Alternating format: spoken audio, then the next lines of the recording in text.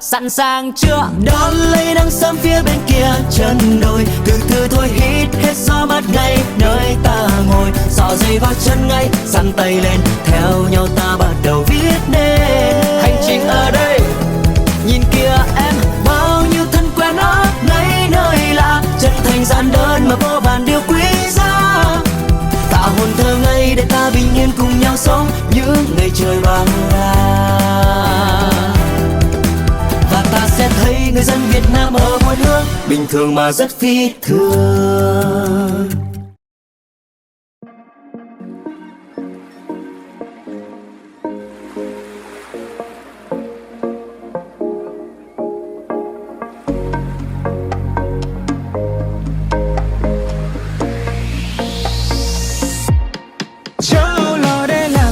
Hè về là ta phải đi thôi, tuổi xuân nào đâu có chờ đợi. Bỗng trong ta thấy diệu kỳ, đời thật nhiều khi tuyệt hơn mơ. Hè mang niềm vui đến gọi mời.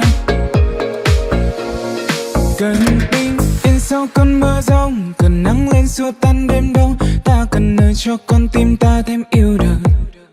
Tìm về nơi không gian bao la, lắng nghe thanh âm bên trong ta, đắm say cùng mùa hè để ta thêm thành thơi. Một nơi mà cưng ở đâu là cưng, ở đâu là mơ, để bao khát khao trong tim xóa tan đi ưu phiền.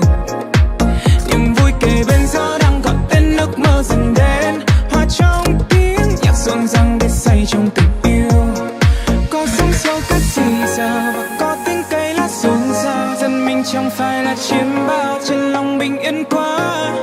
Có ngất ngây của mùa hạ và tiếng trái tim hát ngân nga, ta muốn phiêu lưu để sóng chơi, để trên môi nở nụ cười. Cháu lo để làm gì, hè về là ta phải đi thôi, tuổi xuân nào đâu có chờ đợi.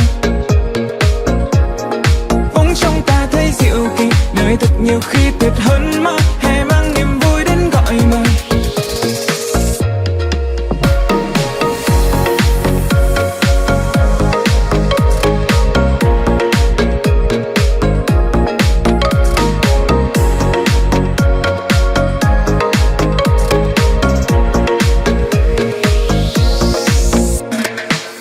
Chẳng đành dài trôi, ta cho mình vài ngày được thành thơi. Bỗng thấy cuộc đời này thật tuyệt vời. Tạm biệt mọi điều phiền lo, ta bay vào một vùng trời tự do, hay đắm chìm vào mùa hè tuyệt vời. Một nơi mà cưng ở đâu là cưng, ở đâu là mơ, để bao khát khao trong tim xóa tan đi ưu phiền. Niềm vui kề bên gió đang gọi tên ước mơ dần đến, hòa trong tiếng nhạc rộn ràng để say trong tình yêu. Có sóng xô cát rì rào và có tiếng cây lá rộn rào, dân mình chẳng phải là chiêm bao, trên lòng bình yên quá. Có ngất ngây của mùa hạ và tiếng trái tim hát ngân nga, ta muốn phiêu lưu để sóng chơi, để trên môi nở nụ cười. Cháu lo để làm gì, hè về là ta phải đi thôi, tuổi xuân nào đâu có chờ đợi. Bỗng trong ta thấy diệu kỳ, đời thật nhiều khi tuyệt hơn mơ. Hè mang niềm vui đến gọi mời.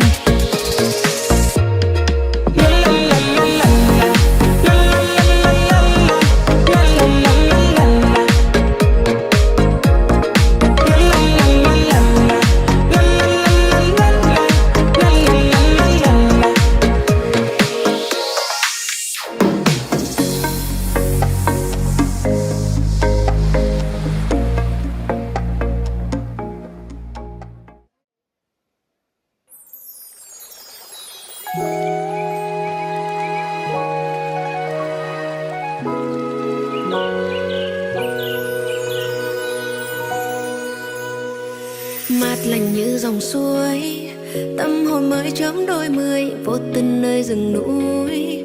Chưa từng ghé chỗ xa xôi vào một ngày nắng xanh, làng tránh nhân duyên sắp đặt để rồi mình đi về phía chân đồi.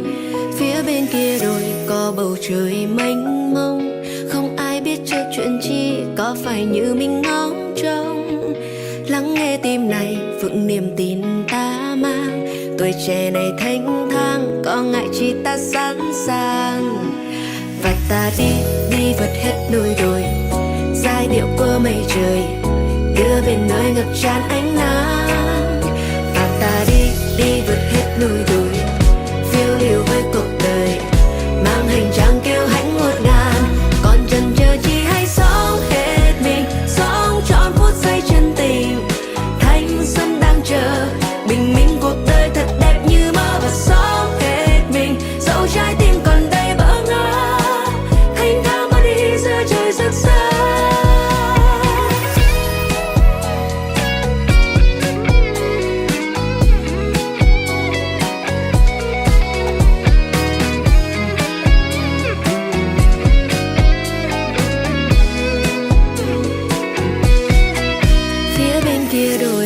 dòng người xoay xoay, gian nan khó khăn về tay, đôi lần cam go lắm thay. Lắng nghe tim này những niềm tin ta mang, tuổi trẻ mình thênh thang, có ngại chi ta sẵn sàng.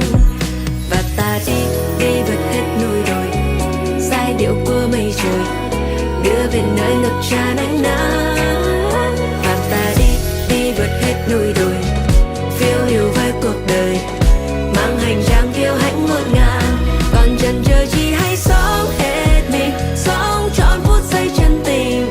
Thanh xuân đang chờ bình minh, cuộc đời thật đẹp như mơ. Và sống hết mình dẫu trái tim còn đầy bỡ ngỡ, khênh thang bước đi giữa trời rực rỡ. Như một vì tinh tú em lấp lánh trên bầu trời.